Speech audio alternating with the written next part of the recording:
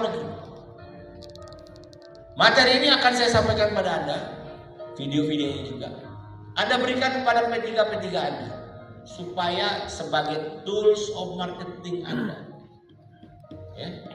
Kalau kita bicara, sertifikat halal bagus Pak, dampaknya Bapak bisa meningkat omsetnya. Bapak bro, tunjukkan saja video ini nanti, bagikan ini, share video ini. Bapak mau omsetnya meningkat seperti dia, Bapak Ibu mau bisa ekspor ke luar negeri. Ini buktinya. Lanjut. Nah, ini Pak, ini yang sedih kita nih. Ekspor top 10 negara eksportir ke OIC itu organisasi negara Islam. Oke kalau di kita ya. Pertama itu top eksportirnya adalah Cina, 32 miliar dolar. Kedua India, mayoritas Hindu. Ketiga Brazil, mayoritas Katolik. 4 Rusia, ateis. 5 USA, banyak Yahudinya. Ke-6 baru Turki. Ke-7 United Arab Emirates, Prancis, baru Indonesia. Nilainya lihat, dibandingkan Indonesia itu 12,3 miliar dolar, dibandingkan dengan Cina 32,51.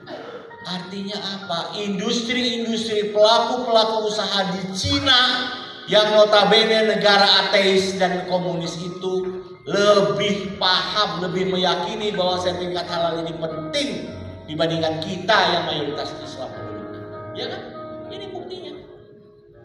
Itulah kenapa kita di posisi ke-8. Cina di posisi ke-1. Dia gencar mensertifikasi halal produk-produknya untuk masuk ke negara-negara Islam. Bayangkan Cina yang pertama. Begitu juga impor.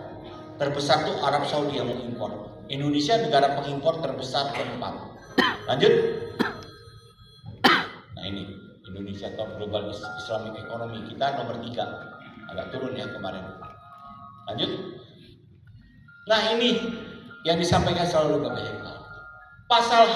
Pasar halal global itu tembus 20.000 triliun nilainya. Berapa porsi kita? Porsi kita baru 637 triliun. Bayangin, baru 0,5%, baru 3% dari potensi pasar halal global yang baru kita ambil. Kenapa? Karena kita tidak tertib halal. Ngapain saya susah-susah sertifikasi halal? Kan udah tahu cireng mah gak mungkin pakai minyak babi. Mau ekspor gak Ibu? Kayak Ibu Titi nanti saya tunjukkan. Mau pakai sertifikat halal. Lanjut. Nih pasar halal global 20.000 triliun. Lanjut. Nah, kita bukan tidak punya modal kesadaran. Alhamdulillah Bu, sebuah riset menyatakan bahwa 83% konsumen di Indonesia membeli produk berdasarkan ada atau tidaknya label halal. Kalau riset ini menunjukkan angka 50 atau 40%, wah kita banyak PR-nya. Tapi ternyata Bu, berdasarkan riset Bapak dan Ibu sekalian, 83% konsumen kita tuh kalau beli, ada sertifikat halal, oke ini deh. Lanjut. Nah, sementara di tahun 2024 jumlah UMKM di Indonesia itu ada 65 juta pelaku usaha. 20% diantaranya makanan dan minuman. Tapi berapa yang sudah bersertifikat halal? Baru 2 juta. Jadi 14 juta pelaku usahanya. Kita baru 2,8 juta. Ini data di awal tahun ya. Hari ini sudah meningkat besar. Lanjut. Nah, disinilah peran LP3H. Saya ingin sedikit sharing pengetahuan saya tentang marketing, tentang citra, image building.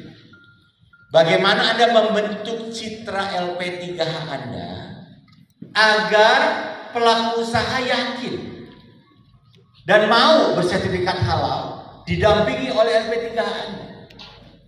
Saya meneliti apa sih yang membentuk citra institusi? Apa sih yang membentuk citranya LP3H? Matlabul Anwar misalnya. Apa sih yang bisa membentuk citra LP3H? UIN Syarif Hidayatullah misalnya. Pertama saya meneliti, faktor pertama adalah inovasi pelayanan. Seberapa besar inovasi yang Anda ciptakan? Apa inovasi Anda? Kalau Anda ingin mengajak pelaku usaha bersertifikat, apa inovasinya? Ciptakan inovasi itu. Kemudahan, kemudian apa bentuk-bentuk inovasi lain? Kembangkan kreasi-kreasi itu. Cari sumber-sumber pendapatan lain selain yang insentif 150.000 ini. Cari, kembangkan.